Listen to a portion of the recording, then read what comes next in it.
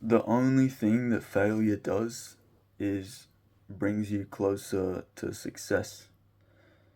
The only reason that anyone ever fails is because the universe is letting you know that you're doing something wrong.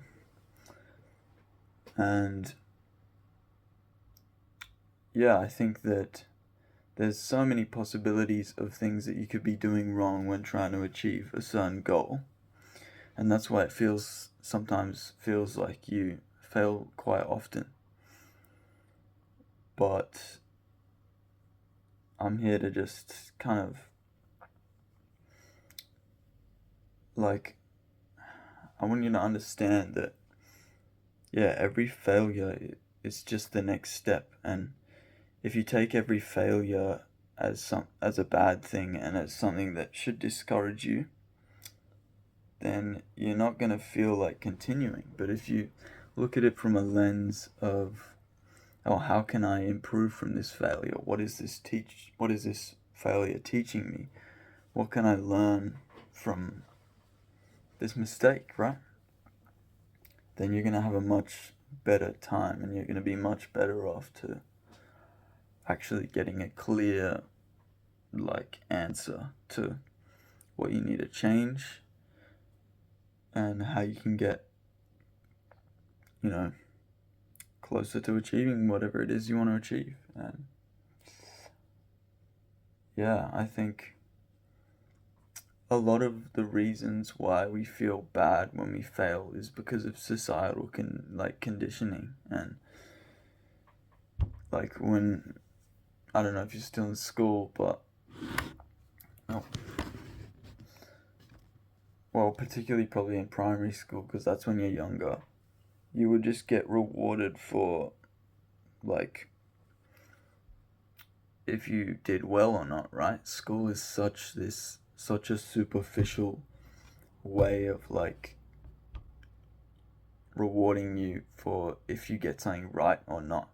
Like, you put your hand up and they'll let you speak, and you think, and you're basically yeah, guessing an answer to the teacher's question. And if they say that you're wrong, right, it doesn't really feel good, and everyone else in the room can see that you're wrong. And I think that particularly the way that figures of authority will treat you when you do something wrong when you were little would play an impact in how you feel when you're older and when you're an adult, right? Like, if your parents or your teachers um, weren't super accepting when you got something wrong, that can play as a little bit of trauma in your subconscious that causes you to feel bad when you fail. And me personally, I feel like I'm a little bit like I like to think that I'm not super impacted by failure, but I feel like a lot of the time I might be doing things in a way that is kind of in my control, and that in a way eliminates the possibility for me to like fail, because it's in some kind of way it's in my control, right? Like, when I was posting beats on YouTube, I have a type beat channel. I was doing that for years. And sorry, my recording just cut out. I was gonna say, when I was making beats and stuff, I would kind of make very similar types of beats, and I would keep posting videos, and I was relatively consistent, but I don't think that I tested different styles and different kind of, I didn't test different content enough. And I feel like that might have came from a place of just being afraid of failure and being afraid that testing different things out wouldn't go as well.